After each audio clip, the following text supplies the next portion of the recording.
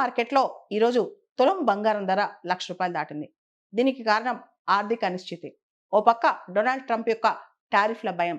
మరో పక్క మార్కెట్‌లు ఎక్కడ వీక్ అయిపోతాయో, ముఖ్యంగా ఈక్విటీ గాని, బాండ్స్ కానీ, షేర్స్ కానీ వేట్లోనూ పెట్టుబడి పెడితే మనకు రిటర్న్స్ వస్తాయో రాదో అన్న భయం అన్నమాట.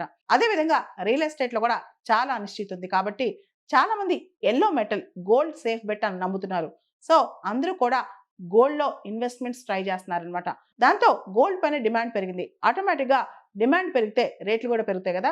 ఇప్పుడు తులం బంగారం ధర రూ. 1,00,000 దాటిపోయింది. చాలా మంది ప్రజలు గోల్డ్ అనేది ఒక సేఫ్ ఇన్వెస్ట్‌మెంట్ అనుకుంటారు. ముఖ్యంగా భారతీయులు గోల్డ్‌ని ఎలా అయినా వాడుకోవచ్చు. ముఖ్యంగా గోల్డ్‌ని అవసరమైతే బ్యాంక్‌లో పెట్టుకోవచ్చు. గోల్డ్ లిక్విడిటీ ఈజీగా తీసుకోవచ్చు.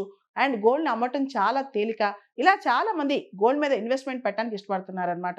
అండ్ డొనాల్డ్ ట్రంప్ యొక్క అన్‌సర్టైన్ డెసిషన్స్ కూడా ప్రపంచవ్యాప్తంగా చూస్తే గనక ఎప్పుడు ఎవరిపైన ఏ టారిఫ్‌లేస్తాడో, ఎప్పుడు ఏ నిర్ణయం తీసుకుంటాడో తెలియక మార్కెట్‌లోని ఇన్వెస్టర్సు దేని మీద పెట్టుబడి పెట్టాలో కూడా అర్థం కావట్లేదు. కాబట్టి చాలా మంది ఇప్పుడు గోల్డ్ మీద ఇన్వెస్ట్ చేస్తున్నారని చెప్పి కూడా కథనాలు చెప్తున్నాయి. సో, గోల్డ్ ప్రైజెస్ మార్కెట్‌లో ఇంకా పెరిగే అవకాశం ఉంది. 2026, 2027లో అని చెప్తున్నారు. ఇంతకుముందు రష్యా, ఉక్రెయిన్ యుద్ధం మొదలైనప్పుడు, దాంతో పాటు మిడిల్ ఈస్ట్‌లో ఇజ్రాయెల్, హమాస్ మధ్య ఈ వార్ స్టార్ట్ అయినప్పుడు, ఈ టైంలో కూడా గోల్డ్ ప్రైస్ అమాంతం పెరిగిందనమాట.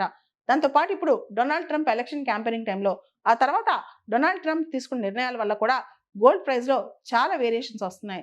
వీటన్నిటితో పాటు ప్రపంచవ్యాప్తంగా అనిశ్చితిలో ఉన్నప్పుడు ప్రతి దేశం యొక్క సెంట్రల్ బ్యాంక్ కూడా బయట ఉన్న గోల్డ్ రిజర్వ్స్ కూడా తెచ్చి రెడీగా పెట్టుకుంటున్నాయన్నమాట. రష్యా, ఉక్రెయిన్ వార్ మొదలయ్యే ముందు రష్యన్ సెంట్రల్ బ్యాంక్ కూడా తన గోల్డ్ రిజర్వ్స్ ఆకస్మికంగా పెంచేసిందని మనం గుర్తు తెచ్చుకోవచ్చు.